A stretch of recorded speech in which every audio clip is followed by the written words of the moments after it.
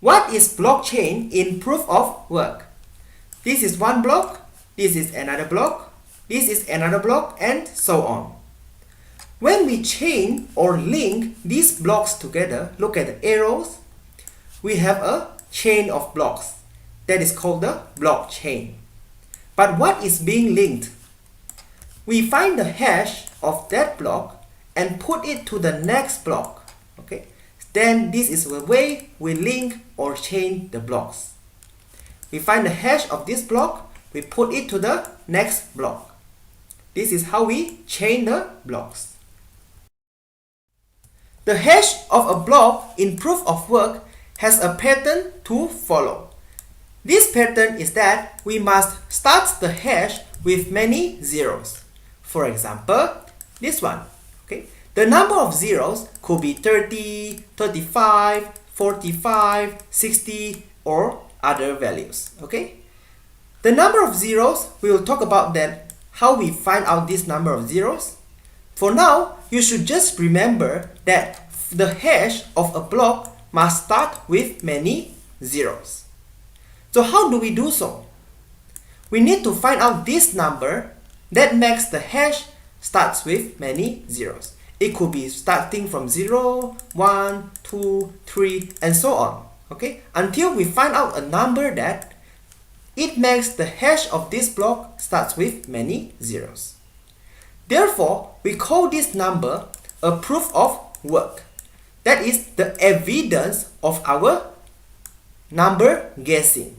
Okay? Because we have to guess that number from 0, 1, 2, 3, and so on until that large number. That is our evidence of guessing numbers. Let's say there is a hacker in the system and he changes this 50 to 100. This will make the block not starting with 0 anymore, which is not what we want. So, because previously we used this number to make the original block before he changed any value, right? To start with zeros, okay? Which is what we want.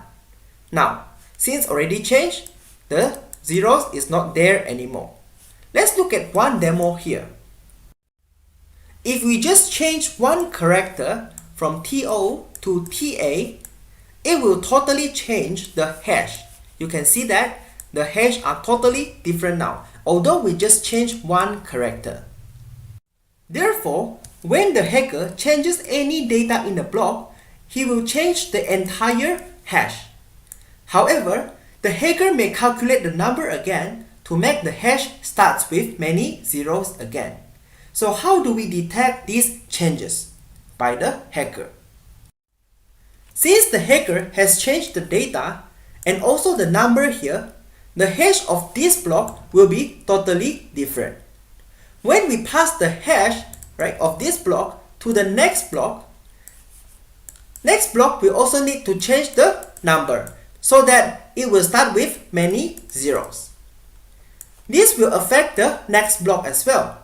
The hash of this block will be changed totally and then it will be passed over here. And it caused that number to change as well. The hacker needs to be fast enough when he do these calculations because he is competing with the rest of the world. When the hacker announces this new block to me, this will cause me a problem because I will receive one from the hacker, another block from the rest of the world. Ideally, I should receive only one. Okay, then I put that block and bind it to the blockchain. Correct? I put only one. But now I receive two. Which one should I choose? If I cannot decide, I choose both. Alright? I just keep both. Which means that in my computer, I will keep two blockchains. One blockchain, two blockchains. With the last blocks, right? One from the hacker, another one from the rest of the world. So why I keep both? Because, look at this. The hacker will need to calculate the subsequent blocks himself, right? While the rest of the world will be faster in calculating the subsequent blocks because the rest of the world will have more processing power. Okay, So the hacker is only one people or one group of people. So they are much slower compared to the rest of the world. Eventually, after 1 or 2 or 3 blocks, okay, so the chain will be longer. Okay, this is from the world. This is from the hacker. You can see that I should choose the longest blockchain because the world will have a faster processing speed compared to the hacker. What is final confirmation? So let's say I have this block. Okay, we have just found out the number that makes the hash starts with many zeros. Now there is a new block. Okay, and we found out the number. This new block will confirm the previous block. Now this block will have 1 confirmation. Okay, the new block will have 0 confirmation. So another example like this. Okay, 1, 2, 3, 4. So this block is confirmed 3 times by 1, 2, 3. Okay, so this block is confirmed 2 times by 1, 2. This block is confirmed 1 times by this only. In Coinbase, which is one of the largest cryptocurrency platform, they use 3 confirmations to call this block final. Okay, instead of just having 1 confirmation and then we trust that as final, no. Coinbase use 3 confirmations, which is 3 new blocks to confirm 1 previous block. In short, a block is only valid if it has a proof of work, which means this number needs to be correct to make the hash starts with many zeros. Other than that, we choose the longest chain so that we don't trust the hacker, we trust the rest of the world, because the rest of the world will have a faster speed in guessing this number and make it start with many zeros. It is not enough to just confirm the block and make sure that the data in the block is not being tampered or changed, because the message that is being recorded in the block may not be sent by the sender him or herself. In this example, Charlie says he wants to pay at least $50. But how do we make sure that this is the Charlie sending the message? We use a digital signature to do so. So there is a digital signature, which is the encrypted message using the sender private key. Okay? By doing so, the identity of Charlie can be verified because we can use the public key of Charlie to verify this Charlie's identity.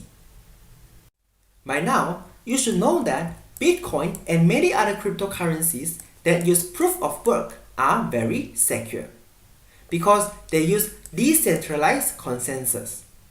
What does decentralized mean? It means that there is no server, there is no third party. In other words, it is a peer-to-peer model where a node connect to another node only. There is no server. In other words, miners connecting to other miners. The legacy financial system is different. The bank will be used as the third party to verify your transactions. From, let's say, A to B, you need to pass through the bank, okay, in between. What are the disadvantages of Bitcoin? It will require a vast amount of electricity. So this is one example of the Bitcoin miners. The model of this miner is S9. If I use this miner to mine Bitcoins, I will be able to get Bitcoin. However, the amount of electricity that I'm going to pay to run this miner is far more than the Bitcoin that I'm going to get. Which means that this miner with model S9 is not cost effective, although it is just quite latest miners, okay, just like 2 or 3 years ago. If you are using smartphone or laptops to mine Bitcoins, that is even worse. Not only that, you get a little bit of Bitcoin by just using a smartphone to mine Bitcoin, you are actually losing money for paying electricity. Therefore, you should see that in the news, there are many people stealing energy to run Bitcoin miners because that is not cost effective. Yes, there are cost effective miners in the world, but the miners itself are very costly. Other disadvantages of Bitcoin include latency per transactions is very slow and not instant. Okay? For Bitcoin, it takes around 10 minutes to verify a block. But for a bank, the transaction is instant. 51% attack means that, let's say there are 100 miners in the network. If the hacker can own more than 50%, which is 51 miners, the attacker can control the length of the blockchain because 51 miners are faster than 49 miners. Therefore, the hacker will take control of the blockchain and cause the network to break down. Although this is almost impossible because 51 miners or 51% of the processing power in the whole world is a vast amount of processing power, which is almost impractical. The hacker will need to purchase a lot of miners until it is more than 51% of the processing power in the whole world. However, the hacker can hack the mining pool simultaneously. For example, the hacker hacked this pool with 19% processing power, hack this pool, hack. Combining them up, they may just need to hack 4 pools to get the 51% processing power. Other disadvantages of Bitcoin is the unstable price of cryptocurrency. So in one day, the price of cryptocurrencies may go up 100%, right? And can go down 50%. They are very drastic movement. This graph shows the number of Bitcoins being generated over the years. Instead of going straight upwards like this, the number of Bitcoins being generated has been saturating over the years. Why?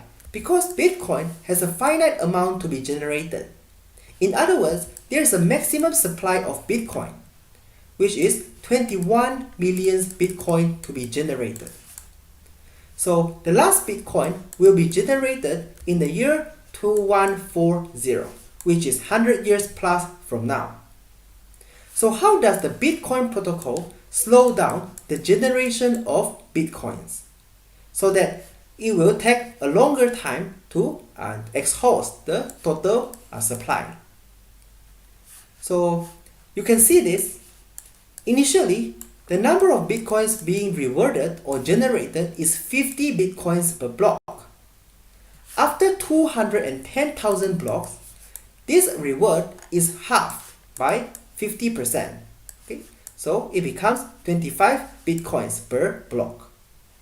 Later on, it will be halved again, right? After 210,000 blocks. Now, our current Bitcoin reward is 12.5 Bitcoins per block. Later on, it will be half again. This is how Bitcoin slows down the Bitcoin generation. Why are we doing so? This reduces and avoids the inflation of Bitcoin prices. I have kept mentioning that a hash of a block needs to start with many zeros. But how many zeros are required? Is it starting with 30 zeros? Is it starting with 35 or 60 zeros or other values? Why we want to adjust the number of zeros is because the processing capacity of the whole world has been increasing. More and more miners are joining the network and the technology has been improving. If we don't do anything, the reward will be too quick and the maximum supply will be exhausted. This can cause a serious problem that is inflation, okay, and cause the price of the coins to drop drastically. Therefore, we have to control the block confirmation duration. So in Bitcoin, the block confirmation, right, will take 10 minutes each. So for example, in 2019, there are 100 miners, okay? So it will take 10 minutes to confirm each block. But in 2020, the number of miners has been doubled to 200 miners, okay? So we should also take 10 minutes to confirm a block. But how do we make this the same? Okay, this is done by adjusting the number of zeros to adjust the mining difficulty. If we increase, right, the number of zeros, which means that we need faster processing capacity, which means a longer number of zeros will require more number of miners. Okay, this is how we control the timing. So this explanation is very simple actually, just with one equation, if you understand the mathematics. So if you don't, let me explain this equation for you.